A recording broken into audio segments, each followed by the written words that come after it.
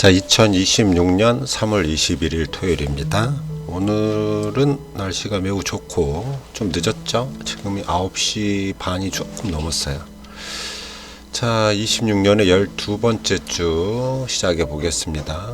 일단 이번 주 역시 똑같은 이야기가 계속되고 있습니다. 일단 전쟁, 이란 전쟁 때문에 유가 이야기, 유가가 100불을 돌파하는 이야기, 그리고 또 이제 그걸로 인한 유가로 인한 인플레이션 때문에 금리 이야기가 좀 있고요. 그리고 또 뭐가 있을까요? 환율 이야기가 좀 있죠. 1,500원을 넘어가다 보니까 환율 이야기, 뭐 이런 이야기가 좀 있습니다. 금요일장에는 휴전을 원치 않는다 했다가 뭐 장 종료 후에 뭐 다 됐다, 이제 마무리해야겠다, 이런 이야기가 트럼프가 했다고 해서 약간의 반전이 일어났다. 이건 좀 과하게 돼 있는데, 뭐 대반전 모멘텀 이렇게 써져 있는데 꼭 그런 것 같지는 않고요. 아무튼 조금 반전이 일어났다. 그래서 모멘텀이 좀 생긴 게 아닌가, 이런 얘기가 좀 있었습니다. 그 다음에 뭐 개별적인 이슈로는 슈마컴이 33% 폭락을 했다, 뭐 중국에 밀반입했다, 뭐 이런 얘기가 있는 거겠죠. 우리나라에는 조금 뭐 큰 문제 없지 않나, 이런 얘기를 써놓은 것 같습니다.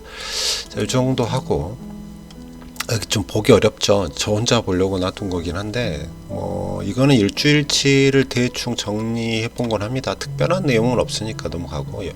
이 부분은 아까 앞에 봤던 내용이랑 거의 비슷하다, 그러니까 뭐 크게 신경 쓰실 건 없고, 지금 뭐 유가, 이란 전쟁 100불, 환율 1,500원, 그래서 지금 우리의 포지션에 대한 생각, 뭐 이런 것들을 잠깐 적어놨습니다. 뭐 도움이 안 되실 것 같으니까 넘어갑시다. 그냥 자꾸 이 영상에 대해서 뭐 큰 도움이 안 되는데 들어오시는 분들이 있어서 자꾸 저도 신경이 쓰이게 되는 것 같아요. 개인적인 기록 영상이다, 이렇게 생각을 하고 들어주시면 됩니다.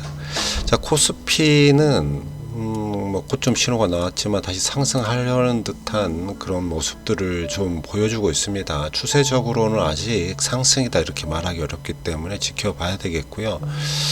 외국인이 일주일 동안 또 한 3조 넘게 팔았습니다. 지금 3달 동안 꽤 많이 팔았잖아요. 그래서 외국인들의 수급이 많이 빠져나갔기 때문에, 물론 이건 환율의 영향도 좀 있을 거라고 생각을 해요. 그래서 앞으로는 이제 들어올 일만 남았냐, 그러려면 환율이 떨어져야 되냐, 이런 얘기가 좀 있을 수밖에 없다. 조금은 더 조정을 받을 수 있지만 차츰 나아지려나, 이런 생각을 하게 되겠죠. 자, 이번 주 어찌됐든 5% 상승을 하면서 코스피 마감을 했고요. 코스닥은 뭐 이번 주는 거의 큰 변동은 없었습니다만, 밑으로 떨어지지 않은 것만 해도 다행이다. 개인이 좀 많이 샀다. 뭐 외국인은 뭐 월별로 보면 외국인이 훨씬 더 많이 샀지만, 뭐 한 2주 정도는 개인이 좀 많이 사는 듯한 그런 모습입니다. 저는 개인적으로 앞으로는 코스닥이 조금 더 방향성이 좀 있지 않나, 이렇게 생각을 합니다. 자, 코스피의 어떤 캔들 차트를 보면 좀 돌아서는 모습이긴 하지만 추세를 아직 꺾은 건 아니기 때문에 주의는 해야겠다. 거래량이 좀 굉장히 커지고 있기 때문에 고점 신호가 아닌가 하는 생각도 우리는 좀 가져봐야지만 되는 거 아닌가 하는 생각을, 말이 좀 복잡해지네요. 자신이 없으니까 말이 꼬이는 거죠. 코스닥은 앞으로도 뭐 좀 박스 만들면서, 그리고 돌파 요런 정도 보여줄 수 있는 차트 모양이라고 생각합니다. 삼성전자 PBR이 3.13, 이게 PBR 계산이 맞겠죠. 뭐 저번 주까지만 해도 2점 얼마 했던 것 같은데. 자, 일단 삼성전자는 주가 지수랑 비슷하게 움직이는 것 같죠. 뭐 아직은 뭐 횡보할 가능성, 그 다음에 조정받을 가능성이 조금 더 높다, 이렇게 보이죠. 돌아서서 상승할 거냐고 보면 업황이 꺼졌다고 생각하지는 않지만 횡보 구간이 좀 있지 않겠냐 하는 게 개인적인 생각입니다. 너무 급하게 올라왔고 조정다운 조정을 그렇게 많이 거치지를 못했기 때문에 횡보 구간이 좀 있을 수 있다. 외국인들은 지금 최저의 보유율을 보여주고 있습니다. 예전에 가장 적었을 때가 49.59 정도, 59% 정도 됐었는데 이번 주에 5~2%까지 보유율이 굉장히 많이 떨어졌죠. 이제 곧 들어올 때가 됐겠죠. 아직 이게 월별로 6개월, 12개월을 보면 개인이랑 뭐 손바뀜, 제가 그렇게 보는 겁니다. 실제로 그렇다는 게 아니고 그래프상 손바뀜이 한두 달, 뭐 길면 한 달 이상 갈 수도 있는 그런 몇 주일 수도 있고요. 뭐 며칠일 수도 있습니다만 그 이후에 좀 들어오지 않겠나 이렇게 보고 있습니다. 버티는 거죠. 하나 더 하면 기업하고 입장에서 지금 한 몇 프로나 됐을까요? 고점 대비에 한 12% 정도 빠져 있군요. 고점 대비 한 12% 정도 DD가 형성이 되어 있는데 아직 삼성전자는 매수 매도를 해야 될 구간 아닙니다. 한 25% 이상 빠지거나 주봉상 50선 아래로 빠졌을 때 분할 매수해 볼 수 있고, 지금은 좀 기다리시죠. 지켜보면서. 아시아 증시는 다 안 좋았습니다. 상해가 많이 안 좋습니다. 이번 주에 뭐 니케이, 그다음에 항생 뭐 속 좋지 않았다. 그리고 뭐 환율 관계 일본이 조금 올라가는 듯한 모습이 보이고, 달러는 아직도 좀 비쌉니다. 달러 대비는 싸죠 너무. 다우, 나스닥, S&P가 어제 다우가 1%, 나스닥이 2%, S&P 1.5% 하락을 했습니다. 전부 다 50선으로 다가왔죠. 주봉상 50선에 다가온다는 건 이제 50선을 깨면 거의 매도 사인이잖아요. 그래서 좋은 상황은 아니다. 여기에서 다음 주, 그 다음 주 어떤 상황을 봐야겠죠. 일단 구름이 가까이 있으니까 구름까지 터치하러 가려는 생각도 해봐야지만 되는 상황인 것 같고요. 50선에서 찍고 돌아설 건가 하는 것도 지켜봐야지만 됩니다. 지금은 참 변곡점에 와 있다라고 보이죠. 볼린저 밴드를 찍고 아래쪽 볼린저 밴드를 타면서 50선에 다가온 이런 형태이기 때문에 50선에서 반등이 일어날지 아니면 구름까지 끌고 가는 횡보장이 될지는 보겠습니다. 코인은 불씨를 좀 일으켰다. 전부 다 불씨를 좀 일으키고 상승할 수 있는 기운을 갖추었다. 이렇게 보입니다. AI 에이전트라고 그래야 될까요? AI와 함께 사용이 될 수 있다라는 그런 뉴스, 가능성에 대한 뉴스들이 나오면서 코인이 좀 상승하는 듯한 모습은 보이지만, 하지만 아직 추세적으로는 한참 멀었다고 보이는 게 맞겠죠. 추세적으로 이걸 깨고 탈출을 하려면 아직은 조금 더 진압 지켜봐야겠다 이런 생각을 하게 됩니다. 특히나 또 저 같은 경우에는 이런 것들을 보고 있다고 말씀을 드렸잖아요. MVRV Z 스코어 요 안에 들어오면 이 산이 역전이 되면 그때 가서 조금 매수를 시작하는 게 좋지 않겠나. 지금 꼭 나쁜 상황은 아닌 것 같지만 조금 더 기다리는 거 해보겠습니다. 어차피 안 잡아도 되니까요. 자, 금현물은 급하게 하락을 하고 있습니다. 이게 이제 달러가 비싸지다 보니까 달러 인덱스가 100을 넘었었잖아요. 막 이런 식으로 되다 보니까 뭐 차익 실현 이러한 풍조가 좀 생긴 것 같습니다. 뭐라 그래요 이게? 뭐라고 부르잖아요. 세 개의 그런 것들 딱딱딱 서면 하나의 묶음? 뭐 이런 거 있잖아요. 삼적 뭐라고 부르는지 용어도 까먹었네. 아무튼 다음 주는 조금 상승할 수 있는 그런 가능성이 굉장히 커졌죠. 다음 양봉이 떴을 때 이게 양봉이 어디까지 올라가느냐가 어떤 금연물의 방향성을 정할 것 같습니다. 국내금 역시 이 캔들 모양 자체는 고점에서 이제 약간의 횡보 조정을 받을 수 있는 그런 캔들 모양이기 때문에 뭐 국제금 따라서 움직이지 않겠나 싶죠. 환율은 1,500원을 정말 가볍게 넘어서면서 뉴노멀의 시대로 가고 있습니다. 이제는 정말 1,300원 보기 굉장히 어려워진 그런 때가 아닌가 싶죠. 1주, 1년.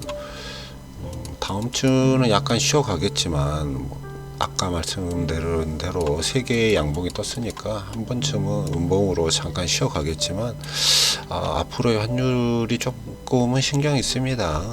우리나라가 수출이 잘 된다고 해서 환율이 낮아질 것 같지가 않아요. 굉장히 수출이 잘 되고 있는데도 환율이 높아지고 있다라는 얘기인데, 이거는 참 모르겠습니다. 이거 정책이 들어오겠죠. 그럼 또 한번 쭉쭉쭉 내려갈 거라고 봅니다. 달러 인덱스가 100을 넘어섰고 지금 99.367. 뭐 달러 인덱스가 세지니까 달러 가치가 세지니까 이건 전부 다 이제 지정학적 이슈가 원인이 좀 되지 않겠나 싶죠. 자, WTI는 97.98로 뭐 100불 넘어섰고요. 뭐 100불 가까이 갔었고요. 뭐 앞으로 이게 인플레이션에 굉장히 큰 발목이 되겠다. 한두 달 후에는 아무래도 인플레이션이 좀 높아지지 않겠습니까? 그러면 금리 인하, 뭐 그저께도 뭐 FOMC 회의록에 그런 얘기가 나오던데, 금리 인하는 좀 올해 한 번 정도 아니면 없을 수도 있고 오히려 올라갈 수도, 금리 인상을 할 수도 있지 않나 이런 생각을 합니다. 그런 것 때문에 이제 국채 금리 전부 다 상승하고 있죠. 쭉쭉 올라갑니다. 아주 쭉쭉 올라가서 다시 옛날로 돌아간 인플레이션을 잡아야지만 되는 그런 상황인 것 같아요. 전쟁이 빨리 끝내겠죠. 일단 공포 탐욕 지수는 15까지 내려왔습니다. 이제는 TQQQ, SOXL 이런 종목들을 조금씩 매수해 볼 수 있는 구간에 있다라고 저는 생각을 합니다. 조금 사서 뉴트럴에 팔면 되니까요. 아무튼 공탐 지수가 15까지 내려왔다는 건 굉장히 사람들이 두려워하고 있다라는 건 맞습니다. 여기서 무슨 일이 터질 줄 모르고 더 내려갈 수도 있다 이렇게 봐야죠. 하지만 늘 무언가를 얻으려고 한다면 지금 시작해야 되는 거. 우리가 시장이 하락을 하거나 조정을 받으면 꼭 살 수밖에 없는 것들. 뭐 그게 손해를 볼 수도 있지만 그런 종목들, 그런 대응들을 알고 있어야지만 될 것 같아요. 자, 빅스가 어제 제가 새벽에 잠깐 일어나서 봤을 때는 한 29점 몇까지 올라갔었는데 다시 26.76으로 떨어지면서 마무리됐지만 아직은 변동성이 높은 구간입니다. V 코스피 역시 굉장히 높은 구역에 있어요. 자, 금과 마찬가지로 구리 역시 계속해서 하락하는 모양새를 보여줬고요. 다음 주는 약간 뭐 데드캣 바운스라도 일어날 만한 그런 상황이죠. 고배당 30 종목을 보면 저희가 이제 어떤 ISA를 마무리했기 때문에 이제 하나씩 들어가 봐야 되는데 뭐 다음 주 월요일에는 저 같은 개인적으로 삼성화재 이게 아마 어느 정도의 거래량이 일어나는지 잘 모르겠는데 4.1 정도라면 여러 가지 조건이 좀 부합했다고 보고 차트를 좀 확인한 후에 매수를 해볼 수 있으면 해보도록 하겠습니다. 한국금융지주는 배당률이 좀 많이 떨어져서 좀 고민을 해야겠고요. 가스공사 역시 마찬가지인 것 같고 일단 뭐 두 종목이 또 있잖아요. 삼성화재, 한국가스공사 한번 살펴보도록 하죠. 다음 주에는 어찌됐든 고배당주를 한두 종목 잡아보도록 하겠습니다. 투자 성과 3월 21일 투자 성과입니다. 저 개인적인 투자 성과겠죠. 일단은 17.64로 저번 주보다는 높아졌네요. 체감상 이번 주가 안 좋았던 것 같은데 그건 아니었군요. 조금은 높아졌습니다. 미국 계좌는 환율을 제외한다면 굉장히 많이 빠졌죠. 환율을 적용한다고 해도 많이 빠졌습니다. 미국 계좌는 썩 좋지 않다. 특히 이제 대형주가 많이 좋지 않고요. 콘트 전략이죠. 이게 콘트라는 게 연구 포트폴리오 전략이랑 비슷한 건데 얘도 많이 하락한 모습을 보여주고 있네요. 뭐 그런 정도. 국내는 지금 노랗게 들어왔다는 건 제가 1년 동안 얻어야 할 수익률을 이미 넘어섰다라는 얘기인데 물론 이제 탐욕 종목에도 일부 들어가고 이래서 좋아졌네요. 국내 증시는 좋았군요. 왜 난 이번 주는 너무 바빠가지고 체감을 못하고 있네. 기타 계좌도 소폭 상승한 모습입니다. 그리고 5종목 평균은 저번 주보다는 살짝 1% 가까이 높아져 있군요. 이건 국내 증시가 좋았기 때문에 생긴 착시인 것 같습니다. 미국 증시는 나빠져 있는데 대형주는 저번 주보다 훨씬 안 좋아요. 그러니까 미국장이 안 좋은 가장 큰 이유 중에 하나가 대형주가 꽤 안 좋다. 11% 대형주 ETF가 11.5% 빠졌다는 건 지금 3월인데 굉장히 안 좋은 거라고 보이죠. 비트코인도 역시 좋지 않습니다. IBC 뭐 19.88% 빠져 있죠. 일단 골드가 많이 빠졌네요. 골드가 일주일 만에 거의 12% 가까이 빠지다 보니까 이건 좀 문제 있다, 이렇게 보는 게 맞겠죠. 자, 주식을 해도 되는지에 대한 지표를 보면 T스코어가 안 좋고요. 스파이 추세는 저번 주부터 안 좋았습니다. 그래서 미국장을 적극적으로 하는 건 좋은 때가 아니다. 지금 스코어가 가리키는 것들은 미국장은 매도하고 떠나 있어라라는 걸 가리키고 있는 거겠죠. 차트를 좀 보면 뭐 위로 가는 놈도 있고 아래로 가는 놈도 있고 뭐 각자 움직이는 형태를 좀 보여주고 있습니다. 그리고 이 X가 뭐예요? 탐욕 계좌는 아마 추가금이 들어가 있어서 이렇게 좀 급 바뀌지 않았나 싶어요. 탐욕 계좌에 뭐가 들어갔죠?